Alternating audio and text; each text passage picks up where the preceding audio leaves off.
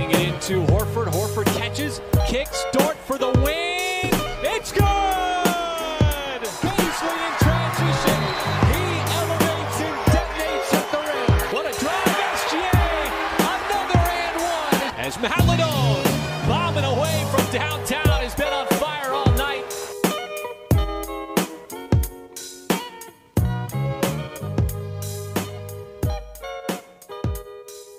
Salut à tous et bienvenue dans l'épisode 25 d'Up & Thunder, le seul podcast français sur la franchise d'OKC. C'est Pierre qui vous parle. Je suis très heureux de vous retrouver au cœur de cette période de tanking pour le Thunder. Comme d'habitude, je suis avec Constant, le dormeur de notre compte We Are Thunder. Comment ça va, Constant ? Non, très bien. Bonjour à tous. Excusez-moi de privilégier mon sommeil aux défaites. Voilà. Non, mais mon corps a décidé, de par lui-même, c'est même pas moi qui ai choisi, c'est de par lui-même, de dormir, plutôt que de m'infliger une défaite de 20 points de KC à 2h du matin. Mais après, à ta décharge, avant, t'étais le chef du tank, maintenant, il n'y a plus besoin de chef, c'est vraiment... Non, moi je suis descendu du tank, avant c'était moi qui commandais les défaites, mais là, il n'y a même plus besoin, donc peu importe le CM au live tweet, c'est une défaite dans tout le cas, donc il n'y a même plus cette boule au ventre de se réveiller le matin en disant est-ce qu'on a gagné, je sais qu'on a perdu. Donc ça c'est bien. Ça, ouais. Au moins je passe des bonnes nuits, tu vois. Aujourd'hui, épisode spécial, puisque pour la deuxième fois cette saison, nous allons parler exclusivement d'un joueur. Après avoir analysé en profondeur le jeu de Darius Bazley il y a quelques mois même, je dirais. Je vous invite à réécouter d'ailleurs, parce que je pense que c'est toujours d'actualité ce qu'on a dit. Ouais. On va cette fois se concentrer sur un autre jeune joueur de l'effectif, le plus jeune joueur de la ligue d'ailleurs, notre Serbe préféré. Enfin, pour moi en tout cas. Alexei Pokusevski. Pas moi. On va parler de Poku, donc bienvenue à Pokuland tout le monde. Et Dieu sait que ça me fait plaisir de faire cet épisode sur Poku. Les gens commencent à me connaître, ils savent l'adoration que j'ai pour Poku. C'est moi qui ai proposé Poku, je préviens, c'est pas Pierre qui m'a forcé à faire 1 heure sur Poku. C'est moi qui, de par moi-même, lui ai dit tiens, on peut en faire un sur Poku. Ouais. Parce que il y a pas mal de choses à dire, bien qu'on soit très tôt dans sa carrière et dans son cursus de progression, il y a pas mal de choses à dire. Et avant de commencer, comme toujours, petite recontextualisation autour de Poku. Déjà, annoncé à 2m13 et 86 kg cet été, drafté en 17 par le Thunder, donc qui est monté à la draft pour le prendre, ça c'est à mentionner. Pourquoi ? Parce que c'était une énigme à la draft, issue de la deuxième division grecque avec l'Olympiakos, surtout étudié lors des championnats de FIBA en jeune avec la Serbie. C'est un profil unique, comme je vous ai dit, assez grand, très fin, avec un jeu de guard, un tir et une vision de jeu qui rappelle celle d'un guard, donc c'était un profil qui intriguait beaucoup à la draft, c'était une vraie énigme de quel poste, quel rôle il allait avoir en NBA. Donc nous on savait pas trop à quoi s'attendre avec lui sur cette saison. Et Poku a tout de suite été inclus dans la rotation, plutôt au poste 4, pour l'instant en tout cas, si on en croit Basketball Référence aussi. Et ça a été très irrégulier depuis, comme on va longuement en parler dans ce podcast. Mais depuis son retour de la bulle de J-League, Poku est mieux, Poku montre tout son potentiel, j'ai envie de dire, et de plus en plus d'espoirs sont permis, et de plus en plus de reconnaissance autour de la ligue lui est concerné, lui est dû. Il y a beaucoup d'insiders qui sont très intéressés et qui apprécient beaucoup le profil de Poku, ce qui est plutôt rare pour un joueur en saison rookie à 32% au shoot. Dans une équipe qui tank. Dans une équipe qui tank, mais t'as toujours des joueurs qui on parlait des Wards en off juste avant, lui il se démarque dans une équipe qui est nulle. Mais Poku il fait pas non plus des perfs extraordinaires, et pourtant t'as beaucoup d'insiders, notamment Kevin O'Connor, qui sont très friands du bonhomme. Donc, On le dit depuis sa draft, nous, si vous écoutez régulièrement, mais il faut être patient avec lui en tant que projet à long terme, et plus jeune joueur de la ligue, au cursus en plus très particulier. Mais constant, on va quand même parler de ce qu'on a vu du prospect pendant peut-être 1 heure. Et avant de parler de chaque partie de son jeu, des parties importantes, globalement, que penses-tu de sa saison et de ce que tu vois, sachant que tu n'étais quand même pas le plus grand fan du profil à la draft et à raison avec des arguments qui étaient corrects.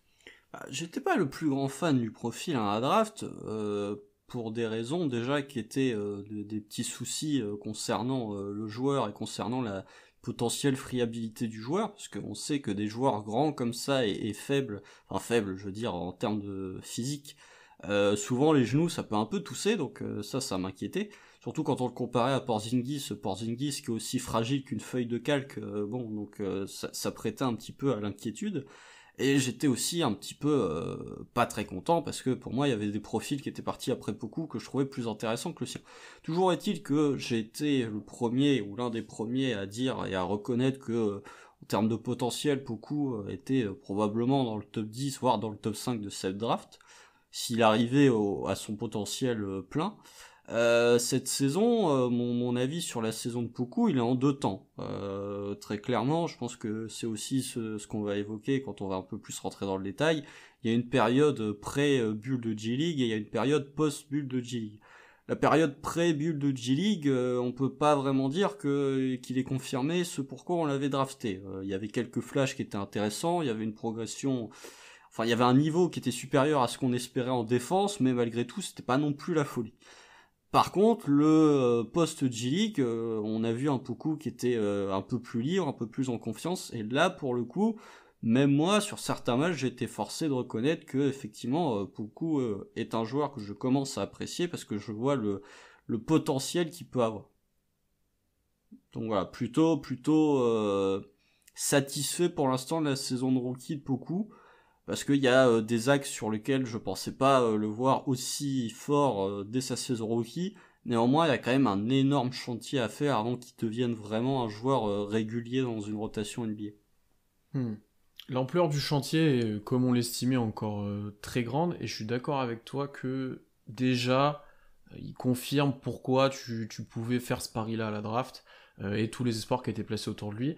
J'aurais même tendance à dire, moi, de ce que je vois sur la fin de saison, qu'il est presque en avance sur ce que j'attendais personnellement et plus globalement, parce qu'au début de saison on était déçus, comme tu l'as dit, c'était pas vraiment bien, on voyait que l'adaptation était très difficile, que physiquement c'était compliqué, Ouais. et là depuis une grosse vingtaine de matchs, depuis ce retour de G-League, c'est intéressant.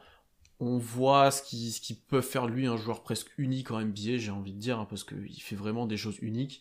Et il est en avance dans son développement parce qu'il a pu s'exprimer dans ce tanking, dans cette équipe faible. Il a pu avoir un rôle bien plus grand que ce qu'on pouvait espérer au début de saison pour le coup. Beaucoup plus de minutes, beaucoup plus de ballons, on y reviendra. Ouais. Et ça, je trouve ça intéressant parce qu'on saura gagner du temps en fait sur son développement qui risque de prendre encore peut-être jusqu'au moins la fin de son contrat rookie, où on aura peut-être une plus grande idée de ce qu'est ce joueur-là, quoi. Après, il y a des axes quand même où il a pas... Tu vois, tu dis qu'il est en avance par rapport à certains trucs. Effectivement, mais il y a aussi des axes où...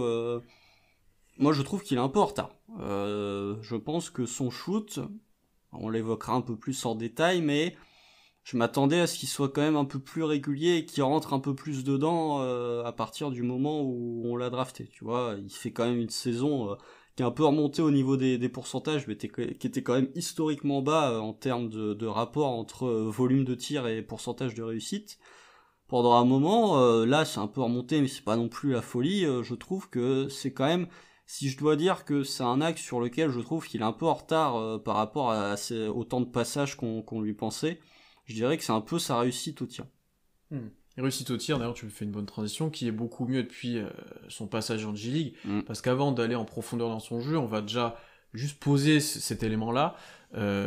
Cette bulle de G-League où il a été envoyé un mois avec le Blue, c'était prévu depuis le début de saison d'ailleurs par le staff et le front office du Thunder, et ça a clairement changé le joueur, changé sa saison, changé aussi ce qu'il pouvait apporter sur un terrain. Je pense qu'en fait le fait de jouer dans une équipe plus faible, avoir un rôle plus grand, plus de temps de jeu, plus de responsabilité, plus de la balle en main, et surtout face à une adversité plus faible aussi, ça a permis, ça c'est évident et on l'a déjà dit, de lui faire prendre confiance. Le jeu s'est ralenti pour lui, ça c'est quelque chose que mentionnent souvent les joueurs, que le jeu ralentit, qu'il voit mieux les choses, etc. Et pour beaucoup c'est évident. Il s'adapte petit à petit au rythme aussi, aux exigences physiques qui sont plus grandes qu'en deuxième division grecque, parce que même en G-League, il y a des joueurs physiques, il y a des joueurs assez grands, ça ressemble un peu plus à la NBA quand même, j'ai envie de dire, qu'une deuxième division grecque, où je pense qu'il dominait, pas physiquement, mais il avait un peu moins de mal. Puis et le donc jeu c'est un va autre moins joueur. vite aussi. Ouais, c'est ça. Et donc c'est un autre joueur puis son retour, avec là aussi un rôle bien plus grand, parce qu'il y a beaucoup d'absences, notamment de Shea, et c'est devenu maintenant j'ai presque envie de dire un attaquant majeur, ou j'ai envie de dire primaire du Thunder, surtout en l'absence de Bazley et Dort, où à un moment, c'était pas loin d'être lui le meilleur scoreur soir après soir de l'équipe, quoi. Ouais, bah c'était lui, tu pouvais avoir une certaine concurrence avec Malédon, mais c'était quand même lui qui avait principalement la balle en main. À partir du moment où Dort et Bazley et Shea étaient absents, c'était souvent lui qui se retrouvait avec la première option en attaque. Où effectivement, tu peux te dire que d'avoir joué la G-League déjà, ça lui a permis... Bah, en G-League, il avait beaucoup la balle en main pour avoir regardé quelques matchs que vous aviez fait en live avec Sanson, tu voyais beaucoup balle en main. Mais il jouait meneur, je pense, sur certains passages. Donc Oui, déjà... il devait jouer meneur, donc ça lui permettait d'avoir une meilleure appréhension du jeu, de mieux comprendre le jeu, sa vitesse, de voir le jeu qui se ralentit, comme tu l'as dit. Et justement, à partir du moment où il est revenu en NBA, bah, il a eu plus la balle en main que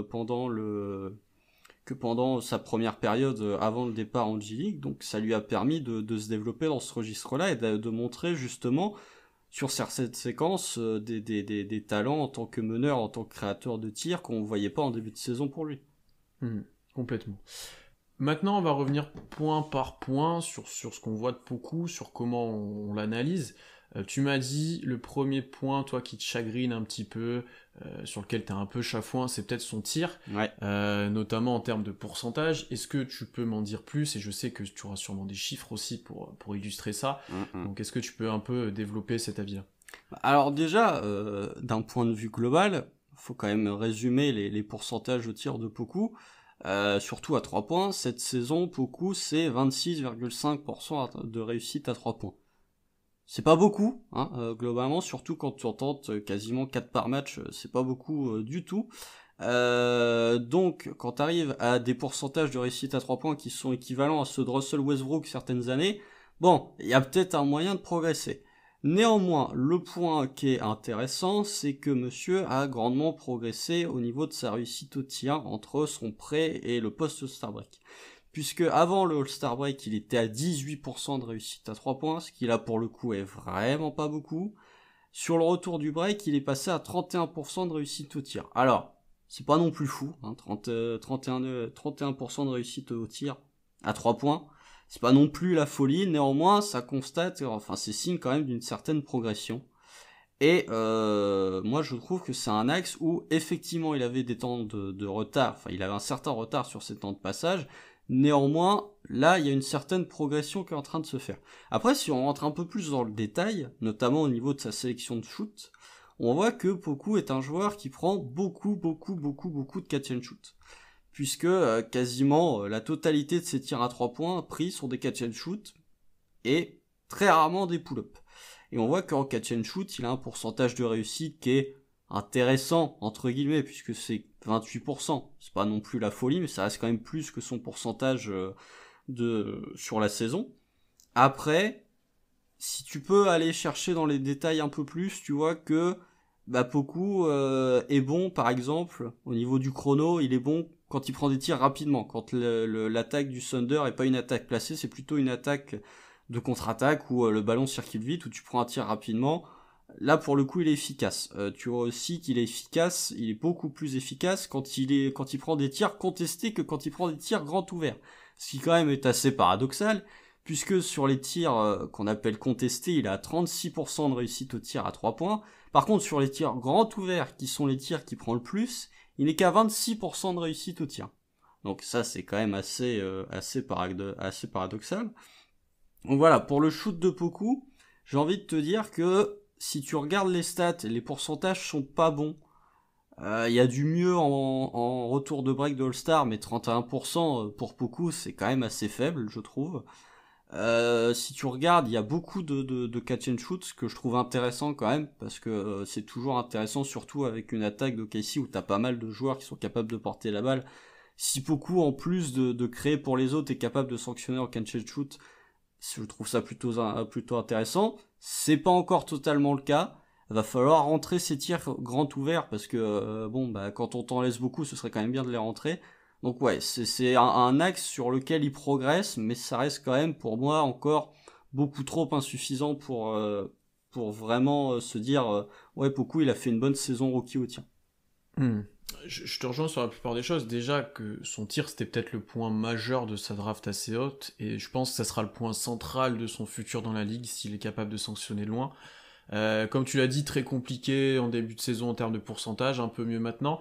C'est intéressant ce que tu me dis en termes de paradoxe par rapport à il aimait mieux quand il est mieux défendu que grand ouvert, parce que souvent j'ai l'impression que quand il est grand ouvert, il a tendance à un peu plus prendre son temps et hésiter, tu vois, quitte à replacer ses pieds, à prendre un peu plus de temps, alors que quand il est un peu mieux défendu, il va prendre la balle tirée assez rapidement, après se servir du défenseur en viseur, parce que beaucoup est grand, beaucoup va être très dur à contrer sur ces tirs-là et voire incontrable, donc en fait ça va peut-être moins le gêner qu'un joueur un peu plus petit, et donc du coup peut-être que quand il les prend plus en rythme, avec moins d'hésitation et où il sait qu'il doit le faire, ça rentre mieux pour lui. Parce que je pense que l'un des points qui font qu'actuellement il a encore un pourcentage assez bas, c'est son inconstance. Ouais. Parce qu'il y a des matchs, il va faire 5 sur 8, le match après il va faire 0 sur 6, et ça te pénalise grandement dans tes pourcentages, et c'est quelque chose qui pour moi est pour l'instant son plus gros défaut, c'est sa constance en termes d'adresse et dans son apport au scoring.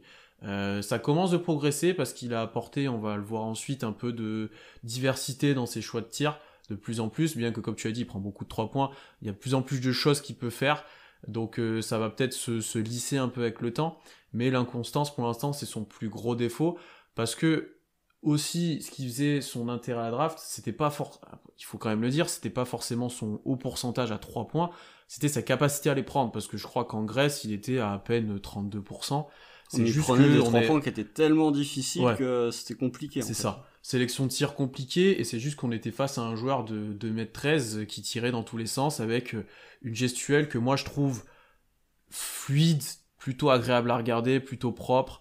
Il est quand même capable de tirer dans presque n'importe quelle position, capable de tirer aussi après dribble. On l'a vu faire 2-3 pull-ups, 2-3 step-back vraiment intéressants. Il tire vite, peut-être même trop, j'ai l'impression, parfois. Ouais, il dégage vite. Ouais. Et entre la prise d'appui vraiment et le lâcher de balle, ça va vraiment vite. Le lâcher est assez haut en plus, donc comme j'ai dit, il est vraiment dur à contrer. Et je pense que d'ailleurs sur ce tir, des fois il a un peu tendance à se précipiter et un peu jeter la balle au mieux de s'appliquer sur vraiment sa finition. Il pourrait prendre un tout petit peu plus de temps, et je pense que ça l'aiderait à corriger aussi cette irrégularité. Et d'ailleurs ce qui est intéressant, c'est qu'il commence déjà d'être un peu surveillé par les défenses adverses à 3 points, et globalement dans sa carrière, je pense que même si ses pourcentages sont tout juste corrects, on va dire autour de 33, 34%, 35% peut-être, voilà, il sera toujours très surveillé sur son tir, parce que c'est un joueur qui est capable de prendre feu, et pour le coup est capable de t'en planter 4 dans un quart-temps si tu le défends pas, quoi. Et ça a permis de voir un autre point positif pour moi actuellement de Poku, c'est que quand il est bien défendu, c'est très propre balle en main pour faire un dribble, arrêter à mi-distance, aller prendre la planche, un dribble et finir au cercle, ou un dribble est fixé pour ressortir la balle. Il y a des bons fondamentaux, enfin voilà, on n'est pas vraiment surpris de l'école serbe et de l'école grecque avec ça, mais là-dessus je suis plutôt content, et je sais que ça te fait plaisir aussi que par exemple Poku fasse un dribble, prenne à mi-distance avec la planche. Je sens que t'es content quand il y a ce genre d'action. Oui, parce qu'il est ouvert. Ouais. Tu regardes les matchs contre Washington, là, c'est ce dont je te parlais en off juste avant. Les 2 premiers paniers du match, il les met à mi-distance parce qu'il est ouvert. Donc, quitte à si tu rentres pas tes 3 points, essaye de te rapprocher un peu plus du cercle et de les mettre à mi-distance. Après, t'as parlé du fait que Poku, si c'était ne serait-ce qu'un shooter correct en disant 33% à 3 points, est-ce que c'est vraiment ça que t'attends de Poku ? Tu vois, est-ce que tu t'attends pas à un joueur qui sera plus à 37-38, quoi. Ah, peut-être, mais je disais dans le sens où lui, ce sera pas un joueur qui sera pas défendu. Oui. Tu vois, dans le sens où il aura toujours des espaces, il sera toujours surveillé à 3 points, avec un pourcentage qui pourra peut-être pas suivre par moment, en tout cas, comparé à d'autres joueurs qui parfois shootent peut-être mieux, mais ont peu de quantité, et au final sont que très peu surveillés, parce que c'est pas des réelles menaces offensives. Ouais, mais après, s'il les rentre pas du tout, il y a un moment où il va être... Ah oui, il y a un moment, je suis d'accord avec toi. Je suis d'accord avec toi qu'ils vont plus défendre. quand tu vois là, le fait qu'il y a quasiment un tiers de ces tirs qui sont laissés grands ouverts, tu te demandes si justement les adversaires savent qu'il les rentre pas, donc du coup défendent pas sur lui. Parce qu'au bout d'un moment, va falloir les rentrer. Après, je suis d'accord, il y a une vraie progression sur son tir, mais même si son pourcentage a évolué, je trouve que Tu sais, on parle souvent, enfin en tout cas moi je parle souvent de la différence entre un shooter qui est capable de te faire un 5 sur 6 un soir, et ensuite de te faire un 0 sur 5, et les vrais shooters qui sont à 2 sur 5 tous les soirs. Typiquement, est-ce que tu peux considérer Lou Dort comme un shooter, sachant qu'un soir il va être à 6 sur 7 et le lendemain il va être à 1 sur 7? Je suis pas sûr. Là où, par exemple, des Joe Harris, je les considère vraiment comme des shooters, parce que tous les soirs ils sont à 2 ou à 3 sur 5. Donc Poku, même si ça a progressé, si vous allez checker les matchs, t'as des matchs où effectivement il va être à 4 sur 5 à 3 points, ou je sais plus, il y a un match où il en met 7, si je dis pas de bêtises, 7 tirs à 3 points, et il y a des matchs où il va être à 1 sur 6. Donc ça, pour vraiment être considéré comme un shooter et pour être considéré comme une menace régulière en NBA, je trouve que va falloir être un peu plus régulier au niveau des shoots rentrés tous les soirs. Bon, ça je te rejoins, et pour conclure sur le tir, on va dire que on a de l'espoir, mais que c'est encore le point sur lequel il a peut-être une énorme marge de progression encore en termes de constance, de stabilité et de régularité surtout. Ouais. Donc va falloir augmenter sur ce point-là. Moi, le point que je voulais aborder ensuite, et pour le coup me fascine, j'ai envie de dire, c'est Poku balle en main. Parce que depuis qu'il est revenu de G-League justement, et depuis que Shea n'est pas là, son usage est en grande augmentation, avec plus de 20 en avril, plus 20 d'usage en avril. Et ça se ressent parce qu'on le voit de plus en plus impliqué sur des pick and roll. Il en joue à peu près 2 par match, donc c'est le plus après tous les guards entre guillemets du Thunder, donc Maledon, Jérôme, etc. Ici aussi, on est toujours un peu à la recherche d'efficacité parce qu'il a un ratio assist-turnover à peine 1, qui a augmenté petit à petit.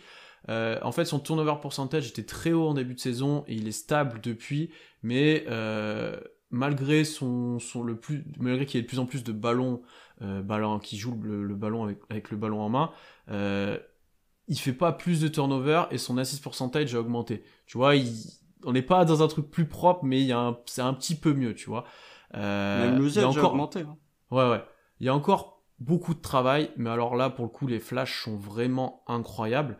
Parce que depuis qu'il est revenu de la bulle, déjà il peut aller où il veut sur le terrain en dribblant. Ce qui n'était pas le cas avant, où on voyait, il subissait souvent la pression. À chaque dribble, si le joueur adverse lui rentrait un peu dedans, il reculait au contact, etc. C'est beaucoup moins le cas maintenant, où le jeu s'est ralenti encore une fois, il lit mieux la défense, il est un peu mieux physiquement, on y reviendra aussi, et du coup il peut se déplacer beaucoup plus aisément sur le terrain, beaucoup mieux driver. On le voit aussi à son nombre de fautes provoquées, lancers francs, parce qu'avant il n'y en avait pas, là il y en a un petit peu. Il n'en avait pas tenté un seul. Voilà, et là maintenant il y en a un petit peu, et du coup ça lui permet d'enfin s'exprimer balle en main, ce qu'on n'avait pas énormément vu, et là on le voit de plus en plus. Et là, là, on est face à un guard, en fait. C'est vraiment, t'as de la manipulation de la défense par le regard et le dribble, t'as des passes de renversement sur pique quand il va chercher à l'opposé, t'as des passes après drive pour les grands, notamment pour Bradley. Il y a des passes, en fait, que lui presque peut faire parce qu'il y a sa taille, parce qu'il y a sa vitesse, et que dans l'effectif, il n'y a personne d'autre qui pourrait faire ça, ou même les voir, parce que ils ont pas les capacités, les dons physiques, j'ai même envie de dire, de Poku. Je repense encore une fois à une passe qu'il fait à Maledon où il drive main gauche et il finit sous le cercle, et main gauche il va sortir la balle à 45 à l'opposé pour Maledon qui tire. Celle-là, il n'y a pas grand monde qui peut la faire même en NBA, et donc là-dessus je pense que c'est le gros point positif, et le point qui, justement t'en as parlé, qui suscite de l'attention des grands insiders NBA. C'est ses capacités balle en main et sa vision de jeu et son QI basket aussi, parce que sortir des fois des passes dans le dos et autres décisives, c'est pas permis à tout le monde, encore une fois. Ouais, bah après t'as parlé du fait qu'il avait été drafté principalement pour son shoot. Moi j'avais envie de te dire que si Poku a été drafté aussi haut, c'était justement parce qu'il était capable de créer pour les autres. Aussi, c'est vrai, aussi, je suis d'accord avec toi. Là pour le coup, ouais, il y a des flashs, il y a des vrais gros flashs comme tu l'as dit. Il y a des moments où effectivement, comme tu l'as dit, il fait il sort des passes, tu te demandes d'où elles sortent. Après, ça reste quand même des flashs. C'est pas non plus régulier tout le temps. Faut pas oublier que Poku, quand même, comme tu l'as dit, son ratio assist-turnover a augmenté, mais il est quand même que de 1. Hein. C'est pas la folie non plus de manière globale. Et quand tu commences à perdre beaucoup de ballons, bon.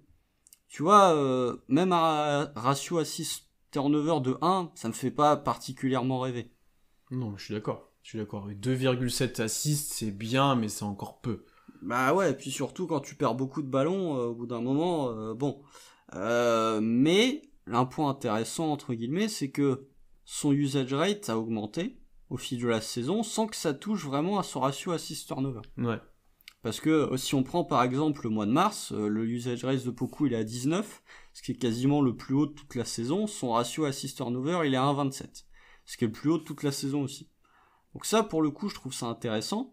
Quand t'es à 12 ou 13% d'assist pourcentage, donc en gros une passe décisive de l'équipe vient de toi, je trouve ça intéressant mais je trouve pas ça non plus extraordinaire.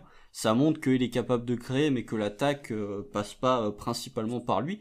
Ce qui n'a pas été le cas, ce qui a été le cas un petit peu quand Dort et Bazley et Shea et toute la clique étaient pas là, mais sinon, ça, même là, quand il joue, c'est pas lui qui a la balle principalement en attaque. Mais effectivement, comme tu l'as dit, il y a des passes que, je sais pas, il y a peut-être 10 joueurs qui sont capables de le faire. Néanmoins, encore une fois, ça reste des flashs.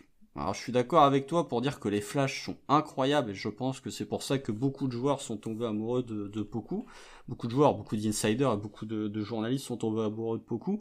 Néanmoins, j'attends quand même, encore une fois, c'est peut-être être un peu trop exigeant avec lui, mais j'attends, tu vois, encore de la régularité. Je trouve que les flashs, il est capable sur un match de te faire 3 passes magnifiques et sur le match d'après, il est capable de te perdre 6 ballons. C'est encore la petite réserve que j'ai le concernant, c'est que ouais, il y a des matchs où tu te dis il va être incroyable et puis le match d'après il te perd 6 ballons.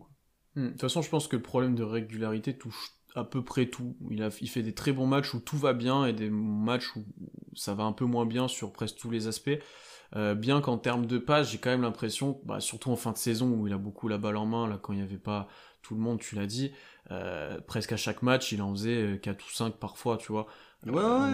Il devenait après second créateur ou troisième créateur selon qui il y avait sur le terrain, quoi. Donc là-dessus c'était intéressant et je pense qu'on reviendra à la fin quand on parlera peut-être de son futur sur comment on le voit évoluer ensuite dans le futur attaque dans l'attaque de l'effectif dans le futur, surtout s'il y aura le retour de guard dominant, peut-être d'autres drafts, etc.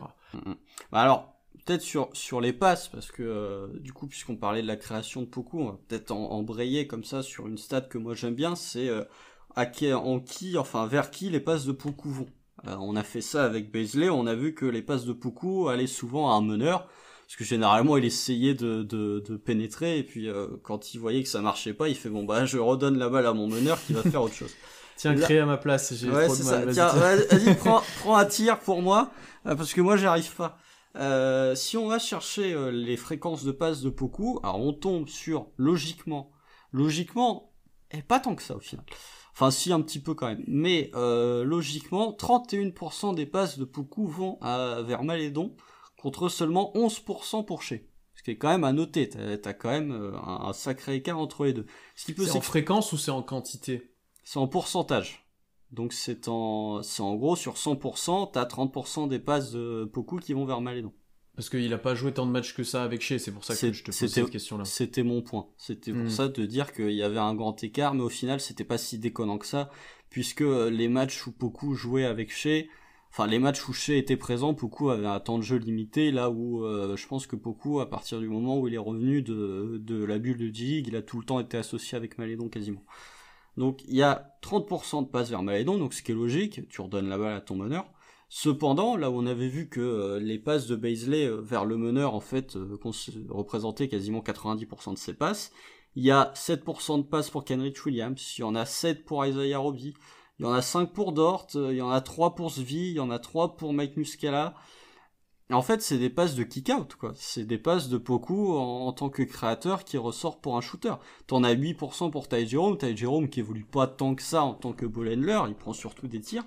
Je trouve que là, pour le coup, si tu vas un peu farfouiller les stats et si tu tombes sur la fréquence de passe de Poku, tu vois que effectivement, contrairement à Bazley, effectivement, il redonne la balle au meneur assez souvent, mais t'as beaucoup de passes qui sont en direction d'autres joueurs, ce qui montre que effectivement, il est capable d'avoir la vision de jeu pour ressortir pour un joueur ouvert à 3 points.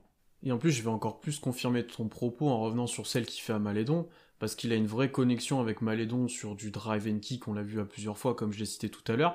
Et si on revient par exemple sur l'exemple de Bazley, qui faisait la plupart de ses passes pour Shea, on sait que chez, statistiquement, tous ces tirs et tous ces paniers viennent de non-passes décisives, ils sont pas assistés, et donc en gros il se recrée quelque chose derrière. Malédon, c'est plutôt l'inverse, alors faudrait revoir les stats avec maintenant où il évolue un peu plus balle en main, mais globalement, on a un joueur qui joue un petit peu plus off-ball que chez, de toute façon tu peux pas vraiment faire plus que chez avec la balle, donc plus d'off-ball pour Malédon, plus de création qui vient des autres, donc en fait globalement là où Beasley, la plupart de ses passes avant en tout cas, c'est un peu moins le cas maintenant, était n'était pas pour créer un décalage, celle de Poku, même celle pour Malédon, le sont un peu plus. Alors il doit quand même avoir des remises en jeu, il doit quand même avoir des passes après rebond, oui. Mais globalement, t'es quand même plus dans la création, même pour tes guards, comme tu as dit un petit peu pour Ty Jerome aussi, quoi. Oui, après, c'est difficile, entre guillemets. Je pense pas que les passes de remise en jeu, tu vois, soient considérées comme... Ce serait bien. Ouais, mais ça m'étonnerait. Ouais, mais tu vois, une passe où il y a un rebond et tu redonnes à ton meneur directement... Ouais, mais c'est une passe quand même, ça. Oui, c'est une passe quand même. Remise en jeu, c'est genre le plus près du ballon qui récupère et qui fait la passe. Ça fausserait un petit peu le truc, j'ai envie de te dire. Mais effectivement, c'est pas compliqué. Le joueur qui tente le plus de tirs après une passe de Poku, c'est Malédon. Ouais, pour te dire à quel point Malédon, au final, profite entre guillemets de cette connexion avec Poku pour justement prendre des tirs. Parce que effectivement, chez après une passe de Beasley, joue en ISO, là où Malédon, il va très rarement jouer en ISO, il va plus te prendre un tir 2-3 secondes après. Donc ça, pour le coup, oui, effectivement, c'est intéressant. Donc ça montre qu'il y a une certaine progression dans le... Enfin, il n'y a pas une progression, mais il y a une connexion, en tout cas, qui est plus importante entre Poku et des shooters qu'entre Beasley, par exemple, et le reste de l'effectif. Ça, je suis d'accord avec toi, et ça rejoint bien ce qu'on voit, en fait, sur le terrain, en termes de création, en termes de comment il trouve les shooters, notamment, et de ce qu'on a pu mentionner depuis le début. Avant de parler de sa défense, on va peut-être parler de son évolution physique, parce que c'est aussi là un point central de son futur NBA, parce qu'on a parlé de son shoot, on a parlé de ses capacités, mais si physiquement ça ne suit pas pour beaucoup, ça va être assez compliqué, et ça, pas mal de monde est d'accord pour le dire. Donc je suis allé voir les images de son premier match officiel avec OKC contre Charlotte. Si tu te souviens bien, c'était le match où Shea met un game winner à la fin. On mène de 10 à 45 secondes pour se faire rejoindre, et puis il y a Shea qui plante le game winner à la fin. C'était déjà les premiers prémices du tanking. Hein. Ouais, c'est ça. Mais le tanking raté, ce qui a duré un petit moment. Ce qui a duré le temps que Shea joue, en fait. Ouais, c'est ça. Et donc j'ai comparé ces images du premier match à celui du dernier, donc contre Washington, voir si physiquement on voyait déjà une petite évolution, parce qu'on a au final quelques mois quand même depuis son arrivée. De décembre jusqu'à avril, ouais, t'as 5 mois. Et ben c'est assez dur de dire ça avec des images de match, mais c'est pas vraiment flagrant, que ça soit en termes d'épaisseur ou de masse physique, c'est pas flagrant que beaucoup se soit musclé. Par contre, il semble, alors c'est ce que je te disais en off, j'essayais un peu de t'expliquer, il semble un peu plus formé et musclé, dans le sens où avant il faisait juste maigre et un peu un corps d'adolescent qui avait jamais fait de muscu, etc. Là, il semble avoir une meilleure base physique, d'être un peu mieux formé. Alors, je pense pas qu'il ait pris en poids. On voit, il a pris 300 grammes. Quoi, ouais, c'est ça. Mais il fait un peu plus affûté, un peu plus... Voilà, il est un peu plus prêt à pouvoir progresser sur ce point-là. Comme s'ils avaient posé un peu les bases de sa future évolution physique. En plus, Poku est quelqu'un d'assez... je dirais pas voûté, tu vois, un petit peu les épaules rentrées, etc. Il est un peu comme moi, mais il est un peu voûté sur lui-même. Mais... Et du coup, je me dis qu'en plus, si le muscle, peut-être que ce défaut se corrigera, enfin ce défaut, si c'en est un, peut-être qu'il se retiendra un peu plus droit, et ça se trouve, il finira de grandir. Non, mais même quand tu vois la façon dont il shoot, il est très voûté, hein, j'ai l'impression. Ouais. Quand il shoot, au lancer franc, ça se voit bien. Au lancer franc, ça se voit bien. Ouais. Au lancer franc, moi, sa mécanique au lancer franc me fait toujours rire. Il shoot sur la pointe des pieds, ses lancers francs, moi, ça me fait un peu marrer. Mais ouais, physiquement, je t'avoue, moi je vois pas. Faudrait peut-être que je regarde vis-à-vis du premier match, mais j'ai pas l'impression qu'il est vraiment pris en fait. Juste, ce qui est du coup marrant, c'est que comme on l'a dit tout à l'heure, mine de rien, physiquement, il résiste bien mieux que au début de saison. Il va beaucoup plus où il veut sur le terrain. Il subit moins les contacts, il provoque plus de fautes, il finit plus au cercle. Il a plus d'impact aussi au cercle en termes de contre, par exemple. On va le mentionner juste après. Donc c'est assez intéressant en fait de voir que il a pas forcément pris en masse, etc. ou visuellement, mais que son corps par contre commence à s'adapter aussi. On commence, et lui aussi commence à s'adapter. Parce que tu l'as dit, on avait peur en termes de blessures, etc. J'ai pas trop l'impression que Poku ait peur de se blesser quand on voit les dunks qu'il essaie de mettre sur tout le monde. Non, Notamment un. Enfin, tu vois, là-dessus, je suis plutôt rassuré pour l'instant, bien que l'intersaison de 6 mois là, qui arrive, faut qu'il aille à la salle pleine balle, quoi. Ah bah clairement, là, de mai jusqu'à... Encore, c'est pas 6 mois, hein, c'est de mai jusqu'à octobre, donc c'est quasiment 6 mois. Mais oui, va falloir se muscler. Je sais pas s'il va aller jouer, enfin je sais même pas s'ils auront lieu, mais si jamais ils ont lieu, est-ce qu'il ira jouer les JO avec la Serbie, je ne sais pas. Il y a du monde dans le roster, après, pourquoi pas, mais j'ai du mal à le voir pris déjà. Je te connais pas, si c'est vrai qu'il y a Bielica, il y a quand même 2-3 joueurs, il y a Boban, il y a quand même 2-3 joueurs... Il y a Jokic, il y a Bogdanovic, il y a Micic. Ouais, mais c'est pas, tu vois, à l'intérieur, c'est pas Bogdanovic, c'est pas à l'intérieur. Disons que sur un 12, enfin, tu vois, c'est peut-être pas lui que tu prends en priorité, mais c'est à voir, pourquoi pas. On sait pas. Moi, de toute façon, si les JO ont lieu, je regarderai même pas la France, je regarderai juste le Canada parce que ça va être trop fun à regarder, quoi.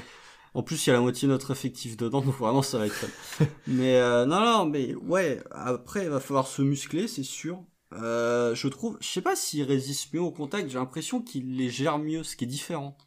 Je vois ce que tu veux dire. C'est mieux comment éviter entre guillemets le contact ou comment mieux le prendre que vraiment le résister. Oui, mais après ça peut être une forme de résistance en soi, mais je vois très bien ce que tu veux dire. Ouais, c'est mieux le gérer avant ou pendant, plutôt que juste rentrer dans le jeu, etc. Beasley fait ça aussi actuellement aussi. Beasley gère mieux les contacts parce qu'il sait mieux driver vers le panier. Moi, j'appelle pas ça mieux résister, j'appelle ça mieux appréhender ton drive, en fait. C'est plus un progrès au niveau du QI basket que réellement un progrès physique. Donc, je suis d'accord. Après, ce sera jamais un joueur, regardez Jokic a maigri, mais il a pas pour autant un six-pack, donc faut arrêter, il y a un moment... Si, il y a le six-pack de bière, mais pas le... Ouais, voilà, si vous voulez, mais Poku fait pas partie de ces joueurs qui auront une morphologie faite pour être musclé de base. Il y a des gens qui n'ont pas une morphologie pour être musclés, pour prendre masse de muscles. Je pense pas que Poku fasse partie de ces gens, donc... Pas un destin à la Giannis à prévoir, ça c'est sûr. Non, voilà, et encore, Giannis, quand il est arrivé, il était fin, mais tu sentais qu'il était un peu musclé, alors que Poku, je pense que c'est le joueur NBA qui se rapproche le plus de moi physiquement, et beaucoup de gens, en fait. Un maigre, c'est tout, il fait juste 35 cm de plus que moi. Mais ouais, physiquement, faut peut-être quand même qu'il prenne, allez, on va dire, s'il arrive à 95 kilos, 95-100, ça ira, mais il va falloir prendre du poids, mais on en parlera peut-être aussi de ça quand on évoquera sa défense, faut pas non plus qu'il prenne trop de poids pour perdre de la vitesse. On va en parler justement de sa défense, parce que malgré son déficit physique, surtout en début de saison, c'était là où il avait l'impact le plus régulier, tu l'as déjà dit. Il a un impact notamment contre, où il a un super timing, on le voit de plus en plus s'exprimer, aussi au rebond, ce qui lui permet un peu d'avoir un impact all-around, en plus avec l'aspect offensif qu'on a abordé. Je crois qu'au contre, c'est lui qui a la meilleure moyenne de contre chez les rookies cette saison. Si je dis pas de bêtises. Et il en a envoyé 6 contre Toronto, je me demande si c'est pas aussi un record de franchise pour un rookie chez nous, en comptant Seattle, même si c'est pas la même franchise. C'est quasiment un record de franchise, alors que des rookies qui envoyaient des contres au Thunder, il y en a quand même eu 2 ou 3, hein, notamment Serge Ibaka, mais Poku a fait mieux que Serge Ibaka. Justement, qu'est-ce que tu penses un peu de la défense de Poku là depuis ces derniers temps surtout? Je pense que tu avais aussi quelques stats à nous partager. Oui, alors ça c'est l'intérêt d'aller farfouiller les stats avancées en NBA, parce qu'on tombe toujours sur des choses intéressantes. D'un point de vue global, la défense de Poku, comme je l'ai dit en début de podcast, c'est le point sur lequel je suis le plus satisfait, parce que si tu te rappelles bien, quand on avait fait la réaction à sa draft, et même quand on avait fait les previews de début de saison, on était en mode Poku en défense, il va se faire ouvrir tellement physiquement il est pas prêt. On avait peur, on disait qu'il pourrait pas défendre au large, pas défendre dedans, enfin on avait pouvait pas défendre le pick and roll, tu pouvais pas le mettre sous le cercle parce que sinon il allait se faire écraser, tu pouvais rien faire. Là pour le coup, c'est plutôt intéressant ce qu'on a vu. Je pense pas, tu vois, contrairement à des joueurs dans l'effectif que je ne citerai pas, mais vous savez très bien à qui je pense, qui ont un physique qui pourrait plus s'apprêter à faire d'eux d'excellents défenseurs, ils le sont pas. Poku a pas un physique qui pourrait faire de lui un énorme défenseur, et pour le coup il s'applique. Tu vois, je le mettrais plus dans la case Mike Muscala, des gens un petit peu skinny, qui n'ont pas vraiment les attributs physiques qu'il faut en défense, mais par contre qui se donnent. Après, attributs physiques, taille, envergure, t'en as un bon quand même. Et vitesse, pour l'instant, c'est quand même des bons attributs défensivement, tu vois. Oui, mais ça te permet de défendre au large, ça te permet pas de défendre sous le cercle. Même si, comme on a dit, Poku colle assez souvent à des contres. Voilà, donc je suis plutôt satisfait de la défense de Poku. Et alors après, pour entrer un peu plus dans le détail, on peut aller voir au niveau de ses match-up, ce que je trouve quand même plutôt intéressant, notamment le fait qu'il ne défend quasiment jamais un pivot. Il défend un pivot 4% du temps, donc en gros jamais. 13 minutes au total, alors qu'il en a joué quasiment 300 cette saison. Comme prévu, le poste qui défend le plus, c'est les forwards, donc c'est les postes 3-4. 57% du temps, il défend des forwards. Et le point quand même où je me dis, je m'attendais pas à avoir un échantillon aussi grand, c'est qu'il défend des guards 38% du temps. Et là où ça devient encore plus intéressant, c'est que le pourcentage de réussite le plus bas pour l'adversaire, c'est quand il défend des guards. Donc, je me dis que quand il défend des guards, s'il est vraiment capable, parce que c'est un joueur qui est rapide, donc au niveau de sa vitesse latérale, et je te disais, j'ai pas envie qu'il prenne trop de poids parce qu'il pourrait perdre en vitesse latérale, justement parce qu'il est capable de défendre des guards. Même s'il se fait battre sur le premier pas par un guard, il est tellement grand, il est tellement rapide qu'il va être capable de le rattraper et de lui coller un contre. Donc je me dis que si on a Poku qui ne sera jamais réellement capable de défendre les pivots, par contre si en plus de défendre les postes 3 et les postes 4, il est capable de défendre les guards, comme c'est le cas cette saison, je me dis que potentiellement il pourrait vraiment devenir une arme assez intéressante en défense, parce que tu pourrais faire en sorte que Poku switch sur un meneur sans transpirer des grosses gouttes en disant il va se faire défoncer. Ouais, tu vois, statistiquement, ça correspond pas totalement avec la vision que j'en ai, moi, juste de light edge, j'ai envie de dire, mais c'est intéressant ce que tu nous as dit. Parce que moi, déjà, alors, on est d'accord, il défend sur des forwards, sur les ailiers. Il est assez caché pour moi, en fait. Actuellement, il défend souvent pas le meilleur attaquant adverse. Non. Et il est très souvent en aide, ce qui lui permet du coup de mettre pas mal de contres. Souvent, c'est des contres en aide qu'il vient mettre. Au début de saison, il en mettait 2-3 après drive. Mais là, récemment, notamment le match à 6 contres que tu as dû mentionner, oui. C'était surtout des contres où il était sous le cercle, il venait chercher le joueur sur le drive en aide. Et d'ailleurs, sur les aides, je le trouve intéressant, même s'il a tendance à, comme son attaquant n'est pas le meilleur en face, à beaucoup rentrer, s'éloigner de son joueur pour rester un petit peu dans la raquette. Parfois un peu trop, et du coup, sur les close-out derrière, je pense qu'il peut encore progresser, parce que pour moi, c'est inconstant. Alors comme tu l'as dit, il y a des fois sur les drives, et notamment sur les guards, il va faire un bon close-out, il va être bien, plutôt fléchi, il va bien le défendre avec sa taille et tout, et gêner le tir. Mais il y a des fois où il va pas faire l'effort pour moi de se baisser, rester un peu droit, et là, ce sera un peu plus compliqué. Après, actuellement, la défense du Thunder, elle ne vaut plus grand-chose. Oh, elle vaut plus rien, non. Elle vaut plus rien, donc c'est assez dur de juger ça aussi, notamment dans les rotations défensives. Mais je pense qu'il peut encore progresser et gagner en régularité juste en faisant les efforts de se baisser, en étant un peu plus propre, parce que... Moi, je viens en aide aussi. Hein. Ouais. Je trouve que ça, c'est une critique que j'ai déjà fait à toute l'équipe, on vient trop souvent en aide. Ouais, et on aide énormément. On se fait défoncer sur les close-up parce que déjà on coulisse pas bien en défense. En plus, on vient tellement aider que le joueur en face a juste à faire une passe pour trouver un shooter ouvert. Et ça, pour le coup, ça s'applique pas que à Poku, mais il y a des séquences où je l'ai vu faire ça, alors qu'il avait pas le meilleur défenseur, enfin il avait pas le meilleur attaquant adverse à défendre.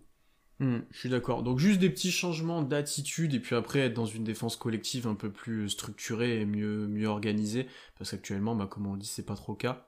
Je pense que ça l'aidera grandement, mais actuellement il profite vraiment du fait d'être sur un attaquant moins bon, de pouvoir rentrer sous le cercle pour prendre des rebonds, pour mettre des contres, et ça lui permet de progresser défensivement. Et après, comme tu l'as dit, je pense que dans le futur, il sera pas il y a aucun joueur capable en NBA de défendre de 1 à 5. Mais Ben Simmons. Ouais, c'est vrai. Simmons, c'est celui qui s'en rapproche le plus, en tout cas. Ouais, Draymond Green aussi. LeBron, Giannis, on peut faire la liste, hein, mais... Ouais, alors après, est-ce que tu peux vraiment défendre tous les 1, tu vois, et tous les 5, oui. Ces joueurs-là, tu vois ce que je veux dire? Est-ce que Simmons pourrait défendre, ils sont la même équipe, mais pourrait défendre Embiid au poste? Je suis pas... Moi, je pense. Bon, ouais, Voilà, comme ça Tom va pouvoir le mentionner en réponse. C'est un autre débat. C'est un autre débat. Pour moi, il y a LeBron, Draymond, Ben Simmons et Giannis qui sont capables de défendre les 5 postes. Avec des taux de réussite différents, mais c'est les seuls qui sont capables de défendre du 1 à 5. En tout cas, que tu peux mettre défensivement sans transpérer. Mais du coup, ça fait quand même très peu de joueurs. Donc, bah oui, ça c'est une élite. Et on est sur l'élite de l'élite. Donc peut-être que dans le futur, bon, on va pas lui demander ça, mais déjà d'être pas négatif sur la plupart des postes ou la plupart des changements défensifs et qu'il ne soit plus obligé de se cacher la plupart du temps. Parce que là, il est caché parce qu'on veut pas qu'il défende le poste 5. Il est caché pour pas défendre trop les élites guards, parce que je le vois mal défendre un Westbrook, par exemple, sur les derniers matchs. Voilà, tu vois. Après, il bénéficie aussi, tu dis qu'il est caché, mais il bénéficie aussi du fait que Bazley, c'est souvent lui qui, de son plein gré, va aller chercher le meilleur intérieur adverse. De son plein gré ou pas, parce que par exemple, c'est lui qui a été missionné sur Westbrook les derniers matchs, c'est le coach qui m'a demandé ça, si je me trompe pas, donc c'est souvent lui qui est favorisé dans cette situation-là, je suis d'accord. Après, Westbrook, c'est pas un intérieur, tu vois. Non, mais tu vois, dans les changements ou dans les... oui. Dans cette situation-là, par exemple, si on prend cet exemple-là, Bazley aurait défendu Westbrook, il y aurait sûrement eu un poste 5 autre pour défendre le poste 5 des Wizards. Je pense que Poku aurait été caché sur un joueur pas vraiment utile dans l'attaque des Wizards, quoi. En tout cas, s'il est capable de défendre de 2 à 4, tu vois, j'ai envie de te dire... Alors, s'il est vraiment capable de défendre régulièrement un 3-4, et s'il est capable de switch sur un guard, tu vois, est-ce qu'il est capable de switch sur CJ McCollum sans que ça devienne, tu vois, Porzingis c'est pas capable de le faire. Porzingis, tu lui demandes de switch sur un guard en défense, il va se faire défoncer. Est-ce que Poku va être capable de le faire? Ça, c'est l'axe sur lequel il peut progresser, et c'est peut-être ce qui fera de lui un défenseur un peu plus qu'Average, tu vois, ce sera jamais un défenseur élite pour son poste, ce sera pas un Robert Covington pour citer parmi ce qui se fait de mieux comme défenseur au poste 4, mais ce qui sera un peu plus au-dessus de la moyenne que la plupart des intérieurs en NBA, tu vois. Et généralement, cette différence, elle se résout dans le fait est-ce que tu es capable de défendre sur des switches, bien plus que est-ce que tu es capable de défendre un pivot. Ce sera peut-être là qu'il deviendra encore plus positif sur le terrain, s'il est capable notamment en playoff, ça peut être intéressant d'avoir un joueur comme ça. Tu vois, j'essaye d'imaginer, là, j'arrive pas à en trouver, mais un joueur poste 4 plutôt grand, qui est capable de switch sur un meneur sans vraiment que ça pose de problème. Hachimura?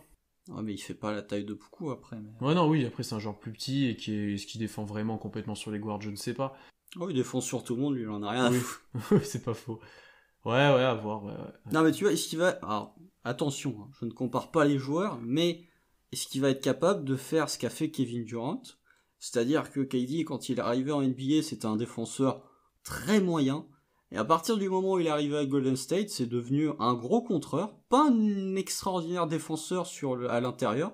Par contre, tu fais un switch sur Kevin Durant avec un guard, genre à 0 secondes, KD il est en difficulté. Est-ce que Poku va être capable d'avoir cet axe de progression que KD? Et même Epoch Okessi, sur certaines joutes de playoff, KD défensivement, c'était... Ouais, mais à Golden State, il a acquis un statut de contreur qu'il avait pas aussi à OKC, donc... Ça aide d'avoir Draymond Green et Klay Thompson et Iguodala en défense avec toi, mais... C'est ça. Voilà. On va enchaîner pour finir sur son futur, Poku, parce que c'est ça qui nous intéresse le plus au final. D'abord, sur son rôle, parce que là, actuellement, il a un rôle, on va dire, titulaire. Je l'ai dit, aussi important offensivement, c'est une des premières options.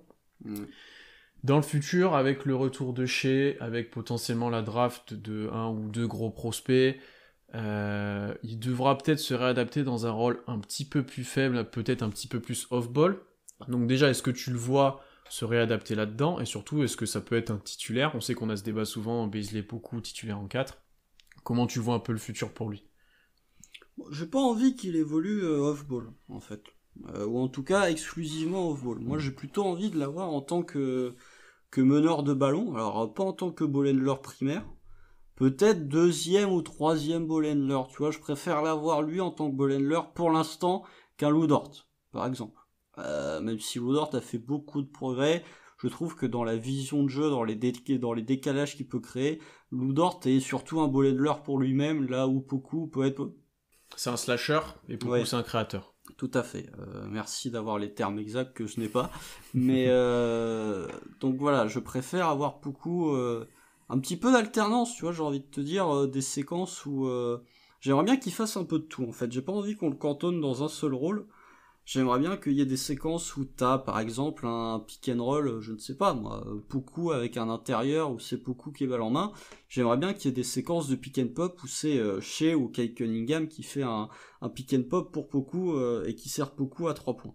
Son futur, je pense qu'actuellement, encore une fois, tout dépend de la draft, mais il a potentiellement un rôle de starter.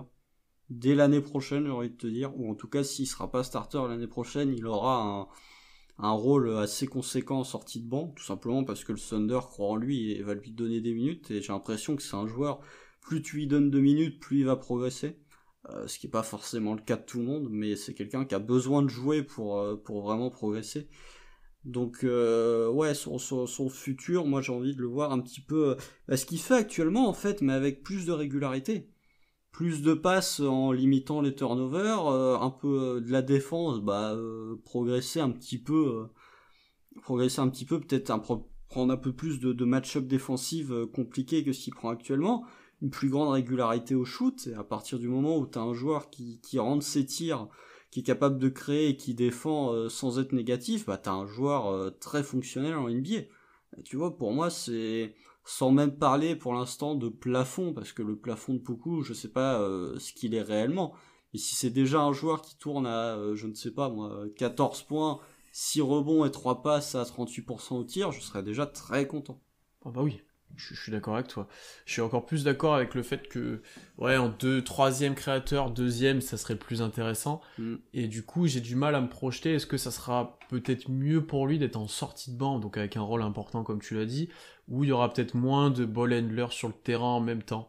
Imagine, ça draft un guard, plus Shea, plus peut-être Dort, si tu rajoutes encore lui, tu te dis, ça fait beaucoup de joueurs qui peuvent un petit peu jouer balle en main, et peut-être qu'il aura moins l'occasion de le faire, alors que s'il est en sortie de banc, et il joue notamment quand Shea est pas là, ou quand il y a qu'un autre ball handler plus ou moins important sur le terrain, ce sera peut-être mieux pour lui en tant que dans ce domaine de création. Tu vois, on peut avoir un Poku de vitesse où quand il y a Shea sur le terrain, il est presque off-ball tout le temps, et quand il n'y a pas Shea, il est beaucoup plus balle en main. Ouais, mais ça, on en a déjà parlé, mais moi je préfère ça plus pour Bazley en fait. Ouais, je sais. Je préfère avoir Bazley en sortie de banc parce que je trouve que Poku, Bazley, vu qu'il rentre pas ses tirs, tu peux difficilement le faire jouer off-ball en fait, c'est le problème. Que Poku, tu peux, alors comme tu dis, ou alors tu le fais starter et t'aménages ses minutes pour faire en sorte que tu limites le moment où t'as, je ne sais pas moi, où t'as un Suggs ou un Green ou ne sais-je, avec Shea et Poku sur le parquet en même temps. Tu vois, tu peux... Moi, je trouve que Poku arriverait peut-être plus à s'exprimer en tant que titulaire que vraiment en sortie de banc. Là où je pense que c'est l'inverse pour Bazley. Parce que Poku, vu qu'il a quand même une certaine qualité de tir, même si les pourcentages suivent pas, je pense qu'il y a un moment où, vu sa gestuelle, tu vois bien que c'est un shooter, ça va finir par tomber dedans. Je pense qu'il y a des moments où il va être capable justement de... parce que t'as la défense adverse qui est concentrée sur Shea ou sur un autre ball handler, qui va être capable justement de sanctionner.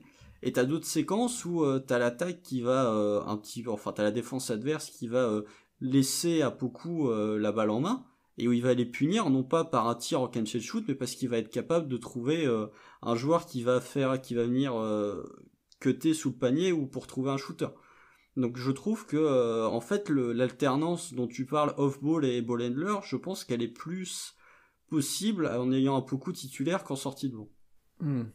Après, je te rejoins complètement pour Bazley, vu ce qu'il monte maintenant, si tu lui mets du temps de jeu en sortie de banc avec la balle en main, avec du spacing, ça peut être très intéressant. Et pour le coup, Poku a plus de qualité off-ball, comme tu l'as dit, ça je suis d'accord, pour jouer avec les titulaires. C'était vraiment pour le voir encore plus balle en main, comme on l'a vu sur la fin de saison, c'est sur ça que je m'interrogeais. Et ça, avec retour de Shea, si ça draft un petit peu des ball handlers, on le verra peut-être un petit peu moins la saison prochaine, ou plus par intermittence, comme tu l'as dit, quand il y a des besoins. Ça sera à suivre effectivement. Donc on partirait quand même plutôt sur un poste de titulaire, effectivement. Ouais, tout dépend de qui tu draftes, encore une fois. Ça, c'est la question. Disons que que ce soit avec Cade Cunningham, que ce soit avec Suggs, que ce soit avec Jalen Green, que ce soit avec Mobley, ou que ce soit avec Kuminga, bon, peut-être pas avec Mobley pour le coup, mais que ce soit avec les 4 autres, je préfère avoir Poku à côté de la personne qu'on a draftée plutôt que Bazley, en termes de complémentarité. Ce que je comprends totalement. Si seulement il y en a un des deux qui pouvait jouer poste 5 aussi, vraiment, ça serait Ouais, bah intéressant. ça, on en parlait en off aussi. Faudrait qu'il y en ait un qui soit capable de jouer poste 5 tout le temps, ce qui est pas le cas. Beaucoup, ce sera jamais le cas, soyons honnêtes. Hein. Nous, on disait que c'était un 5 au début, non. En fait, il aura besoin peut-être juste d'un intérieur même plus petit que lui, mais qui jouera ce rôle de un peu brut dedans. Reynolds. Ouais, ou tu vois, même tu le mets à côté d'un grand, Erlen. ça suffit en fait, ou d'un Erlen, ça suffit aussi. Mais il jouera jamais 5. Le 5, ce sera Jeremy Grant ou Nerlens Noel ou Rich Reynolds. Beaucoup, il sera toujours 4. Je suis d'accord avec toi, Là où Bazley, tu peux le mettre avec un 4, tu peux le mettre avec un Saric par exemple. C'est pas déconnant, tu vois. Tu peux faire jouer Bazley en 5. Ouais, sachant que Bazley est un peu testé en poste 5 enfin sur cette fin de saison. Ouais, bah il était temps. Ça fait 2 ans qu'on attend de voir du Bazley au poste 5. Donc il aura fallu attendre 13 défaites consécutives pour le voir. Bon. Donc au final, plutôt de l'optimisme pour Poku si on doit retirer quelque chose. Et on a hâte de énumérer nos attentes en début de saison prochaine par rapport à Poku et de voir un petit peu plus clair sur ce qui pourrait être son rôle. Effectivement, comme on l'a dit en fin de podcast. Non, on va pas parier dès maintenant, on va attendre quand même. Je vais pas te... Ah bah tu ne veux pas te mouiller. Ah bah, me mouiller avant la fin de saison sans qu'on sache l'effectif de la saison prochaine, c'est chaud. C'est chaud. Non mais tu peux te mouiller sur le potentiel de Poku sans se mouiller sur un éventuel rôle la saison prochaine. Tu peux te dire l'année prochaine où est-ce qu'il en sera, tu vois, où est-ce qu'on pense qu'il en sera. Non, un peu. Je pense qu'il sera un peu plus régulier au tir, qu'il aura pas un temps de jeu beaucoup plus supérieur à ce qu'on a maintenant, peut-être 25 minutes. Je sais pas combien de temps il a sur l'année maintenant que ça a beaucoup augmenté enfin. Oh, il doit être à sa petite vingtaine là, il a combien? Ouais, c'est pour ça. 23 minutes. Ouais. Par je contre, vois si pas tu regardes énormément depuis le plus de temps break, de jeu. il est quasiment à 30 depuis le retour du break. Non, bah un joueur un peu plus constant sur le tir, un peu plus épais mais rien de fou. Et un peu plus affirmé défensivement et je serais déjà content. Statistiquement, du coup des stats qui suivent un petit peu, mais pas un énorme gap comparé à maintenant où il est à un peu plus de 10 points déjà, 5 rebonds, etc. Mais un peu plus propre. Voilà. Ouais. Oui, bah moi c'est pareil. Moi j'attends une saison à plus de 10 points. Tu vois, là comme il est depuis le retour du break, il est en 11-5-3 quasiment. Enfin, il est en 11-6-3. C'est bien. Ça, c'est pas mal. Ah, faudrait peut-être augmenter les pourcentages au tir quand même. Oui. Mais ouais, si tu joues 28 minutes et que t'as un Poku qui est allé 12 ou 13 points, 6 rebonds et 3 passes pour sa saison sophomore, bah vas-y, go. Hein. Moi, je suis content. Hein. À partir du moment où il va monter à 34-35% à 3 points, sera déjà largement satisfait. Hein. Mais sans même, comme j'ai dit, moi, sans même imaginer un futur à la Porzingis où il est quasiment All-Star en tournant en 20-10, t'as un joueur drafté 17ème capable de tourner en 13-6-3 à 36% au tir, enfin à 36% à 3 points, très satisfaisant. Sachant que c'est un joueur différent de Porzingis. Enfin, c'était ouais, sa mais comparaison. Il a été comparé. Ouais, mais... Parce qu'au final, dans la NBA actuelle, hormis Porzingis, à qui tu peux réellement comparer beaucoup. Ouais, j'ai du mal en comparaison, effectivement. Voilà. Effectivement. Voilà pour nos pronostics, on va s'arrêter là. C'était très intéressant encore une fois de parler uniquement d'un joueur, donc on espère que ça vous a plu. N'hésitez pas en commentaire ou sur YouTube ou n'importe où à donner votre avis sur Poku, sur son futur ou sur sa saison. C'était un petit voyage à Pokuland, c'est toujours intéressant, on aime bien ce pays. Ouais. Moi je l'aime bien. Oui, moi je l'aime bien aussi, mais j'aimerais bien qu'on fasse un voyage à Cunninghamland l'année prochaine. Rapidement, ouais, je suis d'accord avec toi. Donc suivez-nous partout, sur Twitter, sur Instagram, sur toutes les plateformes d'écoute. Si le podcast vous a plu, n'hésitez pas à vous abonner, à laisser 5 étoiles, notamment sur Apple Podcast. Conseillez le podcast à vos tontons, à vos tantes, à toute la famille, à vos petits cousins, n'hésitez pas surtout. Sur Twitch, parce qu'on est de plus en plus nombreux, et pour les lives qui arrivent bientôt, ça va être immanquable, il faut venir sur Twitch. D'ailleurs, on est quand même de plus en plus nombreux sur toutes les plateformes, les chiffres d'écoute augmentent, etc. Donc on vous remercie largement pour ce soutien, c'est toujours plaisir d'avoir des bons retours, donc n'hésitez pas. On se retrouve dès la semaine prochaine pour un live, si tout va bien. On espère ne pas avoir gagné de match d'ici là. C'est triste de dire ça, mais faut le dire. Ouais. Quand tu vois le calendrier, il y a un back-to-back Philly-Boston. Déjà, tu peux être sûr que les deux vont être perdus. Après, il y a potentiellement un match à New Orleans où... Ouais. Mais bon, espérons que le record de franchise de défaites consécutives sera battu d'ici notre live la semaine prochaine. Parce que bientôt la draft approche, on veut un haut choix, donc ne nous jetez pas la pierre. Oui, et puis parce que Minnesota commence à gagner, voilà, donc il y a un moment où on y croit, tu vois, à 1 ou 2 wins près, ça peut jouer sur 1 ou 2 spots à la draft, donc vraiment, si on pouvait perdre les 12 derniers, là, limite, ça me dérangerait pas. Ouais. À bientôt, salut à tous, et on se retrouve dès la semaine prochaine, salut. Salut.